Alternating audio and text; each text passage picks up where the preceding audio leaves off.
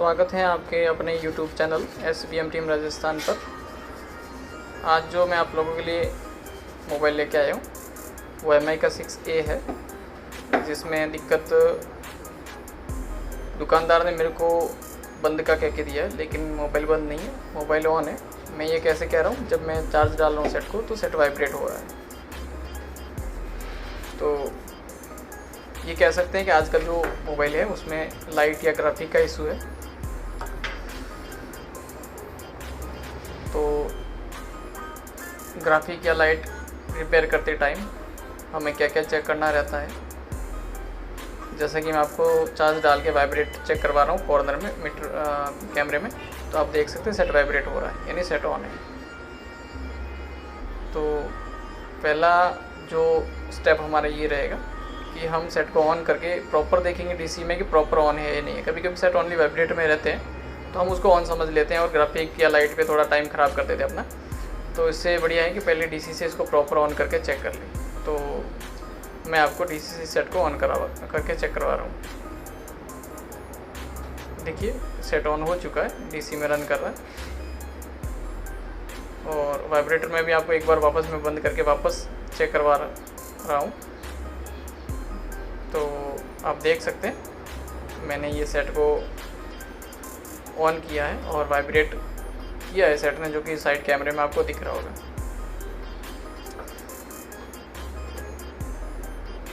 और डीसी में भी आप रीडिंग चलती देख रहे हैं।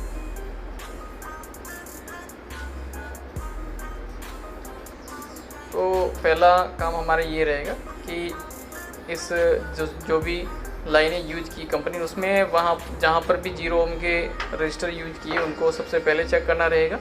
उसके बाद में हम मेपी चेक करेंगे, जो कि आपको स्टेप बाय स्टेप मैं चेक करके दिखा रहा हूँ। ऊपर मीटर में उसकी रीडिंग भी आ रही है।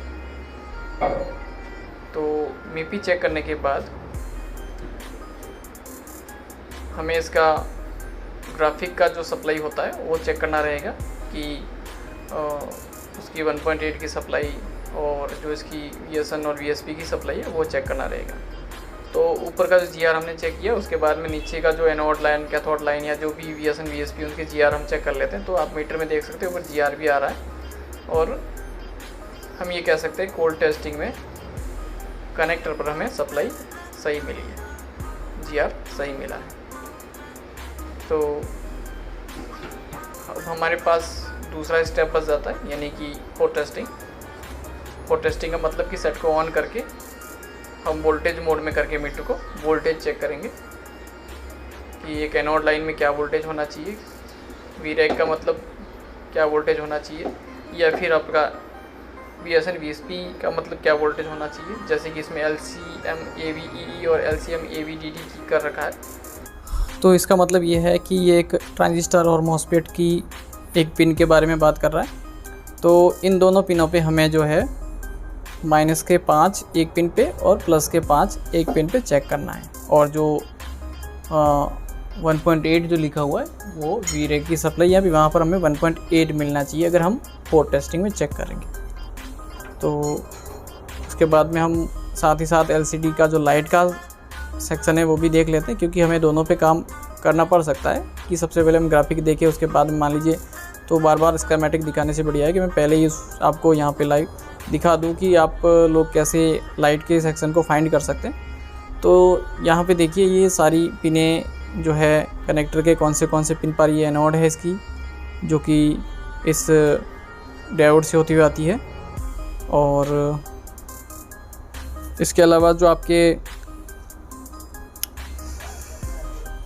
कैथोड की जो पिनें, इसमें 2 पिनें यूज करी है, और इसके अलावा जो CABC एक साइड से होती है रजिस्टर जा रही है। बाकी इसके अलावा जो इसको चलने के लिए जो वोल्टेज चाहिए VSYS यानी वोल्टेज फॉर सिस्टम की सप्लाई जो होती है वो आ रही है।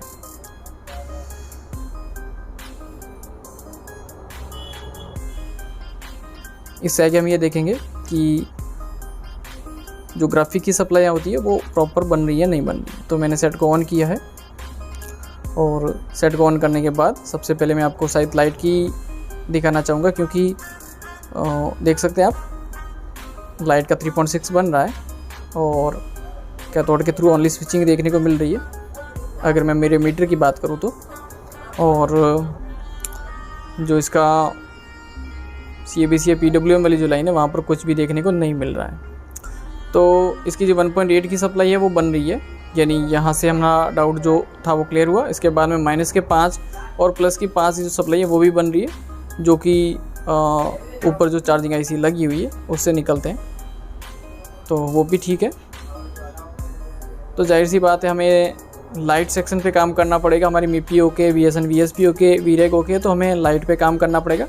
तो लाइट पे काम करने के लिए सबसे पहले मैंने कोयल को निकाला है। रीज़न कि कोयल दिखने में टूटी सी दिख रही थी, तो हो सकता है उसके अंदर ओपन हो, ऐसा कुछ इशू हो। तो कोयल को सबसे पहले मैं आपको दिखा दूं कि स्कीमेटिक में कि ये कितने हेनरी की होनी चाहिए और हमारे इस केस में कितने हेनरी की है। तो लाइट सेक्शन में मोस्टली 10 माइक्रो हेनरी की कोयल यूज होती है, जैसा कि आपको स्कीमेटिक में भी दिखेगा।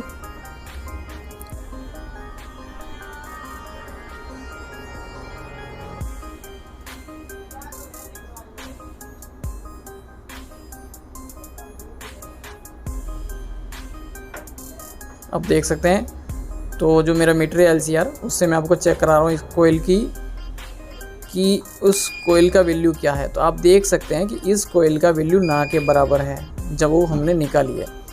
तो मैं एक नया कोयल निकाल रहा हूँ जो अपना स्क्रैप बोर्ड मेरे पास पड़ा है, सेम मॉडल, तो उसमें से उस कोयल को मैं निकाल रहा हूँ। और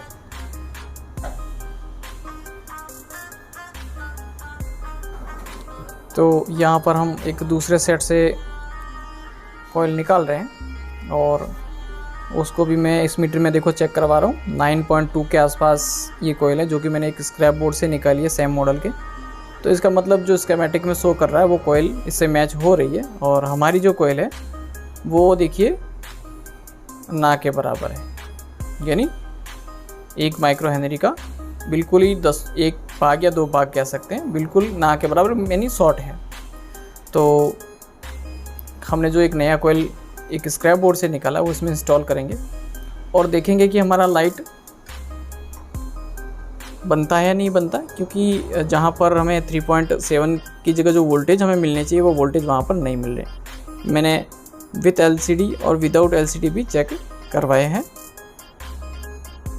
तो हम वापस अभी कोयल डालने के बाद सेट को ऑन कर रहे हैं। तो थोड़ा सा गर्म है बोर्ड, हमेशा याद रखें गर्म बोर्ड को कभी भी ऑन ना करें।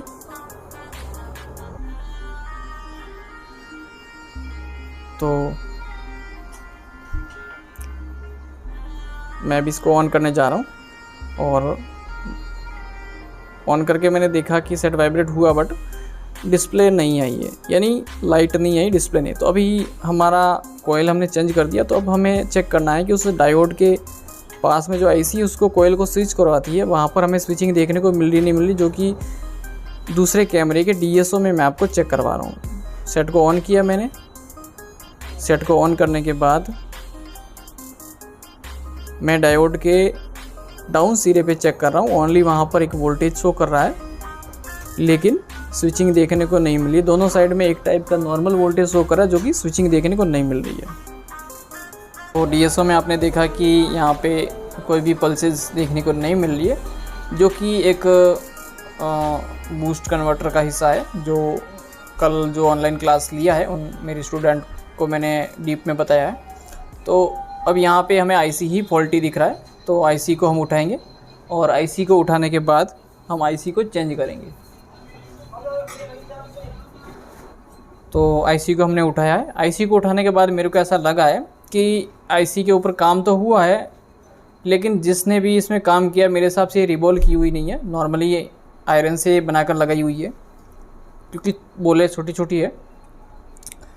तो यहाँ पर क्लीन करते हैं और क्लीन करने के बाद जो पिक्चर है आपके सामने खुल के आ जाएगी कि इशू कहाँ से है। देखिए इसका जो स्विचिंग वाला जो बॉल है वो हिडन है। स्विचिंग वाले बॉल पे जंग लगा हुआ है, कनेक्ट ही नहीं है। तो इसको स्क्रैच करके हम बाहर निकालेंगे पहले तो।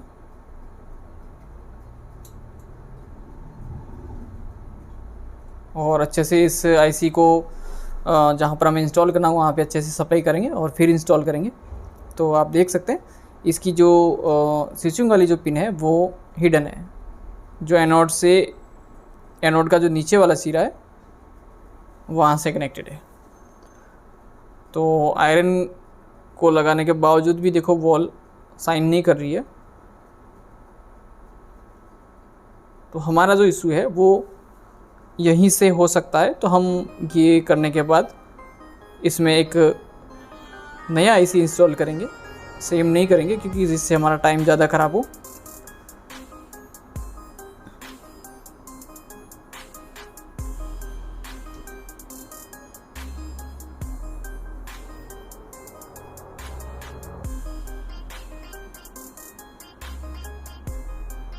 तो आप देख सकते हैं मैं जो बॉल हिडन है उसको बना रहा हूँ।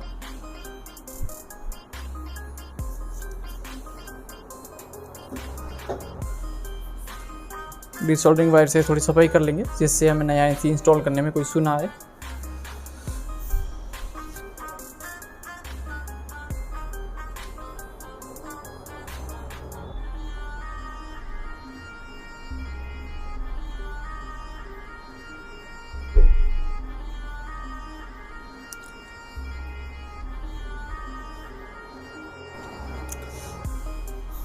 तो आप देख ही रहे हैं मैंने किस टाइप से इस फॉल्ट को डायग्नोस किया है स्टेप बाय स्टेप, और कोयल का वैल्यू कैसे चेक करना है वो भी मैंने आपको बताया। और डीएसओ से आप एक स्विचिंग लाइन को कैसे पता कर सकते हैं, यानी आईसी काम कर रही है नहीं कर रही है, आप पहले कैसे पता कर सकते हैं। तो ये आईसी इंस्टॉल मैं करने वाला हूँ, किसी बोर्ड से निकाल रहा हूँ। और देखिए एक तो मैंने वो आईसी निकाली थी, एक ये आईसी है, दोनों में कितना डिफरेंट है, यानी उसको रिवॉल्व नहीं किया हुआ था, वो ऐसे ही चिपकाई हुई थी। अब उसे सेट कैसे ऑन हो रहा था एक अलग बात हो गई। बाकी उसका जो बॉले हो सकता है, कुछ लोग ऐसे होते हैं जो ऑनली आयरन से बॉले बनाकर चिपका देते हैं और उनका काम बन भी जाता है। तो मैंने ये आईसी वापस इंस्टॉल की है और ऐसे इंस्टॉल करने के बाद मैं आपको वोल्टेज भी चेक करवाऊँगा और डीएसओ से उसी पिन पे वापस आपको स्विचिंग भी चेक करवाऊँगा कि स्विचिंग हो रही है या नहीं हो रही है। तो यहाँ पर आप देख सकते हैं मैं सेट को वापस पैक कर रहा हूँ और सेट को पैक करने के बाद देखते हैं हमारा लाइट या ग्राफिक बना या नहीं बना। तो देख लीजिए हमारा जो लाइट है आ गया, यानी इशू कोयल का और आईसी दोनों का था। अब मैं आपको जहाँ पर हमने 3.7 चेक किया था वो वोल्टेज भी आपको चेक कराऊंगा, क्या वोल्टेज वहाँ पर आ रहे हैं, यानी लगभग 20 या 25 या 30 के आसपास आने चाहिए। तो आप देखिएगा वहाँ पर क्या वोल्टेज आ रहे हैं। तो यहाँ पर मैं वोल्टेज जैसे चेक कर रहा हूँ 21 के आसपास वोल्टेज आ रहे हैं, यानी 20 के आसपास वोल्टेज आ रहे हैं, जो कि पहले हमारे नहीं बन रहे थे। और दूसरी कंडीशन में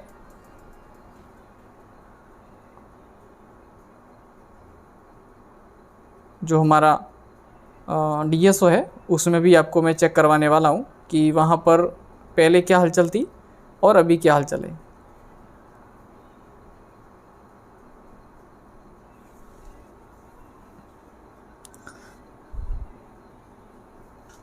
तो आप देख सकते हैं स्क्रीन में डीएसओ आपको दिख रहा है और सेट मैंने ऑन किया है, अभी एमआई लोगो आया और मैं डीएसओ में चेक करवा रहा हूँ आपको। तो इस प्रोब पे देखिए अभी आपको यहाँ पे स्विचिंग देखने को मिल रही है, जो कि पहले यहाँ पे देखने को नहीं मिल रही थी। ये तब तक रहेगा जब तक सेट नॉर्मल मोड में रहेगा। जैसे स्लीप मोड में चला जाएगा यहाँ पर आपको वापस स्टेबल वोल्टेज देखने को मिलेंगे ओनली। तो वापस सेट अपना जो है स्लीप मोड में गया, मैंने बटन प्रेस करके इसको वापस नॉर्मल मोड में लेके आया हूँ, ये देखिए। और वापस मैं आपको चेक करवा रहा हूँ वहाँ पर कि जो स्विचिंग बंद हुई थी वापस देखो आपको देखने को मिल रही है, यानी यहाँ पे स्विचिंग हो रही है। तो कहने का मतलब ये हो रहा है कि इस फ़ोन में जो इशू था वो आईसी का ही था और आईसी के कारण ही ये इशू आ रहा था। और दूसरा कोयल जो है डाउन होने के कारण ये दिक्कत आ रही थी। तो दोनों फॉल्ट आपको कैसे लगे, वीडियो अच्छा लगा हो तो लाइक शेयर और कमेंट ज़रूर करें, और मेरे चैनल को आप लोगों ने सब्सक्राइब नहीं किया है तो प्लीज़ सब्सक्राइब ज़रूर करें।